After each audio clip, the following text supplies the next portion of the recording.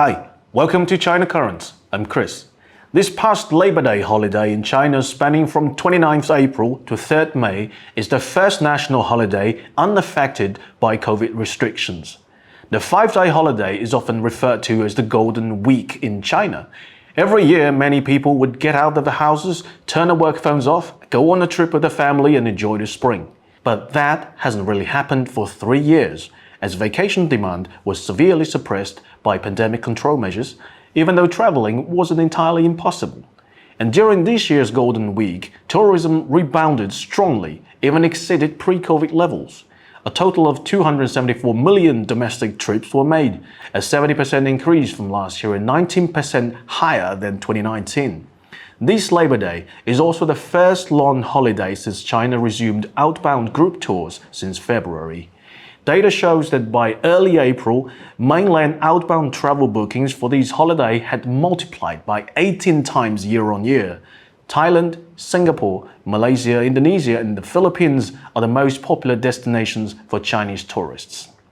Among all the touristy places, a small industrial city of 4 million people, well, small by Chinese standard, Zibo, rose from obscurity to fame and became one of China's hottest destinations for domestic tourists. Zibo is just a regular place. There's no fancy attractions, no royal palace or terracotta warriors. Last time was famous nationwide was 2,000 years ago as the capital of one of the 7 warring states. This previously overlooked city has experienced a staggering 20-fold rise in tourism bookings during the holiday season. The secret is simple: outdoor barbecue. Zibo barbecue offers a distinctive dining experience. Millions of people flock to Zibo, gather together in barbecue zones built by the local government that usually feature live band performance and can accommodate up to 10,000 people. You sit around tables with little stoves, grill your own skewers, wrap your meat with scallions in a thin pancake. It's superb, not only in terms of taste, but that overall experience of celebrating food, friendship, and life. There's a heartwarming story behind this overnight sensation of Zibo barbecue. During the COVID pandemic outbreak in 2022, many cities in China went through lockdowns. Thousands of college students from the surrounding lockdown cities were guided to Zibo for quarantine. The city took these young students, giving them not only a space for quarantine, but also care and love. When the lockdown was over, Zibo offered every student a free barbecue meal. Now the pandemic is over and everyone is free to travel again, thousands of students from all across China decided to thank the city in person by bringing their friends and families to Zibo and repaying the city with their consumption. The story quickly went viral on Chinese social media, and now this little town became the most popular city in China. Another event that comes back to post-COVID China is the Auto Show. Auto Shanghai, or the Shanghai International Automobile Industry Exhibition, is a biannual international automobile show that alternates with the Beijing Auto Show as China's yearly international automotive exhibition. There were more than 1,400 vehicles on display this year, with 513 of them being new energy cars, including all kinds of fancy concept cars. BMW even had a booth to give out free ice creams to visitors.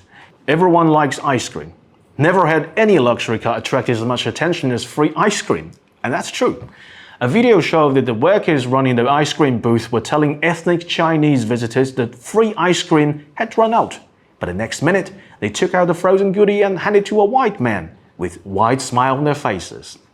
The video went viral and BMW got slammed for giving preferential treatment to Westerners by outraged Chinese social media users. The hashtag BMW Mini accused of discrimination attracted 200 million views on social media platform Weibo. BMW later issued an apology, saying that the group of non-Chinese people seen hanging around the booth savoring ice cream were actually BMW staff members. The internet still didn't buy it, because the German brand was still talking in an arrogant manner. This incident is not the first time the global brands have suffered public relations backlashes in the market. Mercedes-Benz had to apologize in 2018 to Chinese consumers for an Instagram post that featured a quote from the Dalai Lama. Tesla was also criticized during the 2021 Shanghai Auto Show as a consumer protest occurred on a Tesla stand for its poor quality control of vehicles. Chinese consumers are now making a stand that if you want to earn our money, at least treat us and our culture with some respect. China is the largest electric vehicle market in the entire world. And now China Passenger Car Association is proposing to the government to cancel special licenses for electric vehicles in the next 2 years because they are simply not special anymore. China began to award special green license plates to new energy vehicles since 2016 with many subsidies in order to boost electric vehicle sales. For example, consumers in Shanghai who trade in their old gasoline-powered cars for new pure electric cars can receive 10,000 yuan in subsidies for each new vehicle. Now as EVs account for 1 in 4 cars sold in China and uphold 87% year-on-year growth in 2022, China will take gradual steps to withdraw subsidies for EVs, including their special green license plates. And Russia and India suspended negotiations over using rupees for trade between the two countries after a year of talk for the settlement mechanism. This decision has disappointed many Indian importers of Russian oil and coal who were looking forward to lower currency conversion costs. It was estimated that Russia would have an annual rupee surplus of over $40 billion if such a permanent rupee payment worked out. According to a report, the Russian government believes that accumulating rupee is not desirable at this stage since rupee is not a fully convertible currency in international trade. For Moscow, Chinese yuan seems more favorable for trade settlement as China occupies a rather considerable share of global export of goods, but also because Russia has increasingly turned to Chinese yuan from the US dollar after experiencing Western sanction for its military operation in Ukraine. Chinese Foreign Minister Qin Gang was visiting Germany during the past few days. He held talks with German Foreign Minister, had some diplomatic exchange, but interestingly, in his tight schedule, he made a special stop at the city of Potsdam, southwest of Berlin. The city was the site of the Potsdam Conference in 1945 when the leaders of the Allied nations met in a defining moment for the post-war balance of power. This was the moment of a special significance for the Chinese people because the Potsdam Declaration reaffirmed that China's territory, including Taiwan, stolen by Japan, would be returned to China. The foreign minister's visit to Potsdam also sends a message to the world about China's stance in maintaining the post-war order.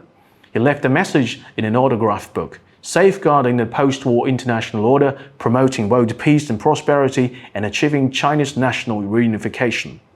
Born to Fly, a Chinese military film focusing on the Air Force test pilots, was previously hyped as Chinese version of Top Gun. However, it has excited criticism on the Chinese internet for its inaccurate depiction of both the Air Force crew members and Chinese jet fighters. The film is accused by netizens of portraying the main character being a cocky savior who often disobeys orders. The audience didn't like this classic Hollywood style of the main character, because these kind of manners are absolutely forbidden in any modern military. And besides, although the film intends to emphasize the technological advancement of PLAAF, Chinese military enthusiasts are outraged about all the goofs in the movie scenes, especially the scene where an air-to-air missile wasn't even technically attached to one of the most advanced Chinese jet fighters, J-16. Many military fans joke that this scene should never ever be allowed to play overseas, because once other countries see this, no one would ever want to import Chinese jet fighters again. When you ask who is China's richest and most powerful woman, many people may come to the answer Dong Mingzhu. She's the president of Gree Electric, one of the world's largest air conditioner manufacturer.